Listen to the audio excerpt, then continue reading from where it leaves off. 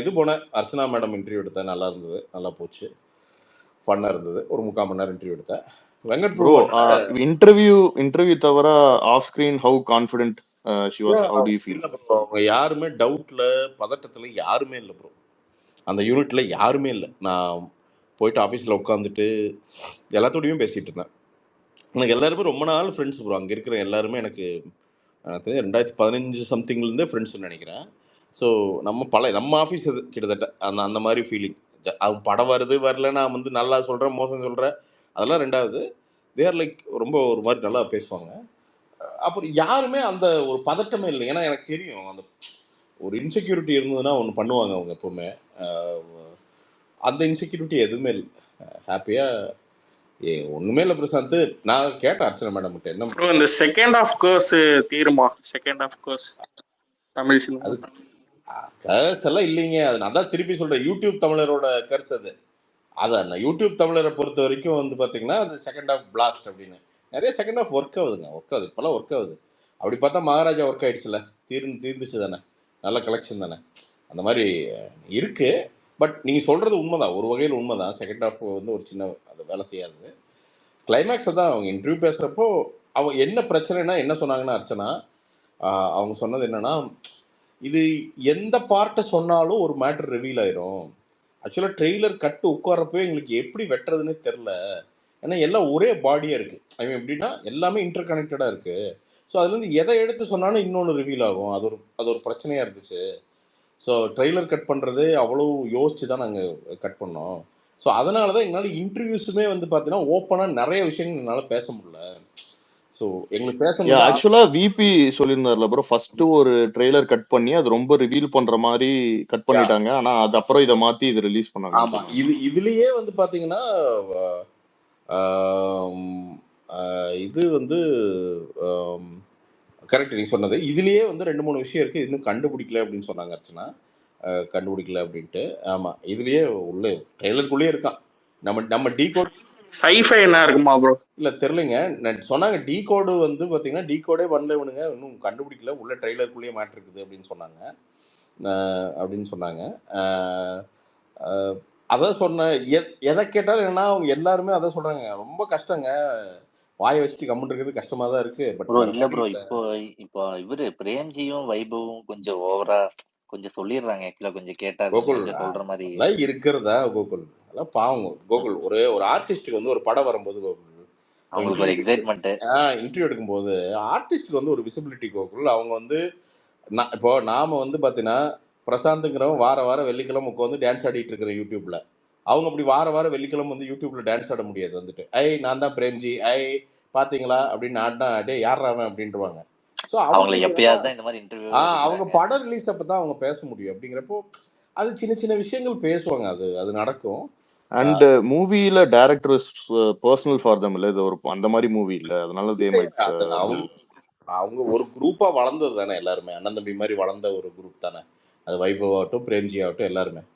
So அது and எனக்கு என்ன ஃபீல் ஆச்சுன்னா, சரி வெரி கிரவுண்டட். அதுதான் பார்த்தேன். அர்ச்சனாவும் சரி, அவங்க ஐஸ்வர்யாவும் சரி, கிரவுண்டட்னா இந்த சிம்பிளிசிட்டி, அது அங்கெல்லாம் நான் போல. நான் எப்படின்னா தே அண்டர்ஸ்டாண்ட் இந்த சினிமாவோட பிரச்சனை என்னன்னு புரியுது, அதனால அதுக்கு வேலை செஞ்சிடணும் அப்படிங்கிறதுல மட்டும் ஃபோக்கஸ்டாக இருக்காங்க, பயங்கர ஃபோக்கஸ்டாக. பிரசாந்த் ப்ரோ, இன்னைக்கு கேள்விப்பட்டீங்களா ஒரு நியூஸ் வந்து வைபவ் சொல்லிட்டு சிங்கிள் ஹேண்டடா இதுல ஆந்திரால இப்ப ப்ரமோஷன் ஆயிட்டு இருக்கு.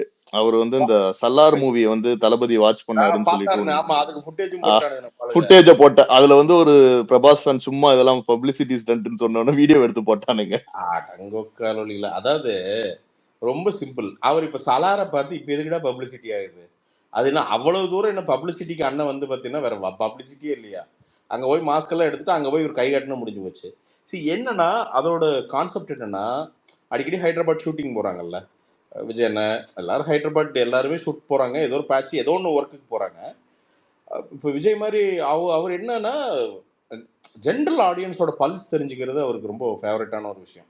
ஆடியன்ஸ் என்ன பீப்புளோட பல்ஸ். இப்போ மெரினா அந்த போராட்டமெல்லாம் பார்த்தீங்கன்னா அப்போ ஒரு ரேண்டமாக உள்ளே வந்து நின்று அவர் பையன் கத்திட்டு இருப்பான், ஒரு ரவுண்டில் ஒரு ஆள் ஓரத்தில் நின்றுப்போம், அப்படி நின்றுட்டு அது என்ன பேசுகிறாங்க அப்படிங்கிறது வந்து தெரிஞ்சுக்குவார். ஸோ அந்த பல்ஸு எனக்கு தெரிஞ்ச ஐ திங்க் போனதுக்கு காரணம் என்னவா இருந்திருக்கும் அப்படின்னா, ஒரு தெலுங்கு ஹீரோ அங்க என்ன மாஸ் மூமெண்ட்ஸ் ஒர்க் ஆகுது அப்படின்னு தெரிஞ்சுக்கிறதுக்கு அது ஏன்னா ஒரு ஹீரோவா அது அது ரொம்ப அது பயங்கரமா அது அது எப்படி சொல்றது ப்ரோ அவங்க பிரசாந்த் ப்ரோ, உங்களுக்கு தெரிஞ்சிருக்கும், இங்கேயே நம்மளோட தேவி தியேட்டர்லயே அவர் நிறைய வாட்டி வாட்ச் பண்ணிருக்காரு எல்லாமே. நிறைய பாப்பாரு ப்ரோ, சத்தியம் நிறைய பாப்பாருங்க, நிறைய பாப்பா அப்படி படம். ஆக்சுவலா நிறைய அவர் வந்து நிறைய தேவி பாரடைஸ் வருவாருண்ணா அங்க லவுஞ்சு நிறைய வாட்டி எல்லா படத்துக்கும் அவர் படம் இல்லாத படம் நிறைய படத்துக்கு வருவாங்க.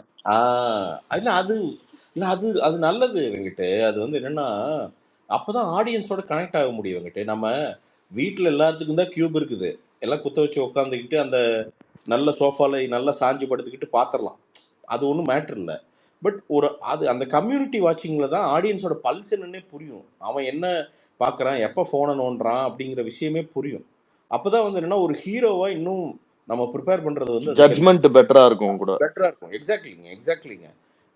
ஸோ அப்படிங்கிறப்போ அதுக்கு ஒரு ஹீரோ வந்து அப்படி வர்றது ரொம்ப நல்லது, அது ஆரோக்கியமான ஒரு விஷயம் அப்படின்னு நினைக்கிறேன். அது ஒரு ஹோம்ஒர்க் தான். நீங்கள் என்னன்னா இப்போ நிறைய பேர் நிறைய ஹீரோஸ் வந்து டிஸ்கனெக்டடாக இருக்கிற காரணம் என்னன்னா, அவன் பார்க்குற அவன் வாழ்கிற இடமும் 7 ஸ்டார் ஹோட்டலு, அவன் பழகுற மனுஷங்களும் 7 ஸ்டார் மனுஷங்க. அவங்களுக்கெல்லாம் என்ன வறுமைனா ஏதோ வறுமைனா ஒரு 150 வருஷத்துக்கு முன்னாடி நாங்கள் வறுமையாக இருந்தோங்க அப்படிங்குவானுங்க. அந்த லெவலில் இருக்கிறவங்க தான் கூட பழகுறான் என்ன. அப்படிங்கிறப்போ அவனுக்கு ஒரு சாதாரண மனுஷனுடைய பிரச்சனைகள் என்னன்னே தெரியாது. அப்படிங்கிறப்போ என்ன என்ன அங்கே என்ன ஆகுது அப்படின்னா, நீ அந்த ஸ்டோரி லைன் செலக்ட் பண்ணுறதே தப்பாயிருது. ஏன்னா ஒரு சாதாரண மனிதனுடைய பிரச்சனை என்ன, இன்னைக்கு ஒரு ஒரு ஒரு ஹீரோ கிட்ட இருந்து என்ன எதிர்பார்க்குறாங்க எல்லாருமே, டு பி ஆனஸ்ட், ஒரு 10 வருஷத்துக்கு முன்னாடி புரட்சி எதிர்பார்த்தாங்க, ஏதாவது ஒரு நல்ல புரட்சியாக பேசணும்னு. இன்னைக்கு ஒரு ஹீரோ விட்டு என்ன தெரியுமா ஆக்சுவலாக எதிர்பார்க்குறாங்க, entertainment. Ideal example Indian 2 bro. Exactly என்னன்னா என்டர்டைன்மெண்ட். அவன் எதிர்பார்க்கறதுல என்னன்னா, டே நீ என்ன என்டர்டெயின் பண்ணுறான், எனக்கு ஏதாவது ஒரு ஹை பாயிண்ட் கொடுறா, எனக்கு ஏதாவது செலிப்ரேட் பண்ணுறதுக்கு ஒரு மேட்ரு கொடுறா, நான் ஹிட் பண்ணிடுறேன்டா. இப்போ கல்கியில் வந்து பார்த்தீங்கன்னா பிரபாஸ் அண்ணா வந்து புரண்டுட்டு இருப்பா அப்படி ஸ்லோவாக, என்னடா அது இப்படி போகுதுன்னு பார்த்தா அந்த செகண்ட் ஹாஃபில் ஒரு அரை மணி நேரம் நின்றுச்சு, அவ்வளோதான் மேட்ரு. இந்தாடா பிளாக் பஸ்டர் இருந்தாப்பா 1000 கோடி ரூபா, ரைட்டுப்பா, ஓகேப்பா, சூப்பர்ப்பா, வாப்பா, அவ்வளோதான். அவன் முடிச்சுட்டு போயிட்டே இருந்த ஆடியன்ஸ் அடுத்ததுக்கு. அவன் இப்போ எதிர்பார்க்கறதெல்லாம் என்டர்டெயின்மெண்ட், அவ்வளோதான். நீ என்டர்டெயின் பண்ணு, நீ பயங்கர மூளையாக இருக்கு அதெல்லாம் இல்லை, பேசிக்காக என்டர்டெயின் பண்ண முடியுமா பண்ணு, நான் உட்காந்து பார்க்குறேன். அதுக்கு ரெடி ஆகிட்டாங்க ஆடியன்ஸு. அதையே அது வெங்கட் பிரபு அண்ணன் பார்த்தீங்கன்னா கரெக்டாக அவர் மீட்ரு பிடிச்சிட்டாரு, அடிச்சு தூக்கிடுவோம் அது. அண்ட் இன்னொன்று, எப்பவுமே ஒரு டைரக்டரு எப்பவுமே அந்த 20வது நாள் பார்க்குற ஆடியன்ஸுக்கு தான் படம் பண்ணும். அது இந்த பெரிய படங்கள் எல்லாமே அவன் தான் அந்த படத்தோட லாங் லாஸ்டிங் ரெவன்யூக்கு. ஏன்னா ஃபர்ஸ்ட் டே ஆடியன்ஸுக்குன்னு கூஸ் பம்ப்ஸ்க்கு பண்ணோம்னா அது 5வது நாள் வாட்டர் டவுன் ஆயிரும். ஜென்ரல் ஆடியன்ஸ் பார்க்கும்போது டிமில் இருக்கும், என்னடா பாம்பு அடிக்குதுன்னு இருப்பானுங்க. அங்கே என்னன்னா ஸ்பீடுக்கு ஸ்பீடு இருக்கணும், ஸ்லோ டவுன் ஆகி உட்காந்து ஒரு குழந்தைங்க சிரிக்கிறதுக்கு ஒரு மேட்ரு இருக்கணும், பெரியவங்க சிரிக்கிறதுக்கு ஒரு மேட்ரு இருக்கணும், வல்காரிட்டி இருக்கக்கூடாது, இப்படி ஒரு 1000 ஃபேக்டர்ஸ் இருக்குதுங்க. அண்ட் வெங்கட் பிரபு என்னன்னா அவரோட அந்த எக்ஸ்பீரியன்ஸு, நான் ஏன் ஓரளவு கான்ஃபிடென்ட்டாக சொல்கிறேன்னா, அவர் கடந்து வந்த பாதை இருக்குல்ல, நிறைய அடி வாங்கியிருக்காரு, பாசிட்டிவ் நிறைய அடி வாங்கியிருக்காரு. And he receives that. மற்றவங்கள மாதிரி டினையல்லே இருக்கிற ஆள் கிடையாது. இப்போது ஒரு தப்பு அப்படின்னா எனக்கு தெரிஞ்சு அவர் படத்தை ரோஸ்ட் பண்ணுறதுக்கு அவரே போயிருக்காருன்னு நினைக்கிறேன், அப்படிலாம் நடந்திருக்குன்னு நினைக்கிறேன் பிளாக் ஷிப்ல. இதில் அந்த அளவுக்கு ஒரு பேசிக் சென்ஸ் உள்ள ஒரு மனிதன். அப்படிங்கிறப்போ இவ்வளோ பெரிய ஆப்பர்ச்சுனிட்டியை ஒரு காமன் மேனாக அணுகியிருக்காரு அப்படின்னு நினைக்கிறேன். அதுதான் நான் பார்த்தேன். அதுதான் என்னென்னா எல்லாத்துக்கிட்டையும் ஒரு இன்னைக்கு ஏஜிஸில் பார்த்தது ஒரு பேசிக் சாட்டிஸ்ஃபேக்ஷன் எல்லாத்துக்கிட்டையுமே, ஒரு சின்ன ஒரு அப்பா ஒன்று பண்ணிட்டோம் அப்படிங்கிற ஒரு சாட்டிஸ்ஃபேக்ஷனோட தான் எல்லாரும் இது பண்ணால். எல்லாரும் சொன்னது என்னென்னா, எங்களுக்கு வரவு செலவு பற்றி எங்களுக்கு பிரச்சனையே இல்லைங்க. நான் அவங்க ஐஸ்வர்யா கல்பாத்தி அவங்ககிட்ட பேசிகிட்டு இருந்தேன், என்னங்க வரவு செலவாக ஓகேவா, பாசிட்டிவாக இருக்கீங்களா அப்படின்னு கேட்டேன்.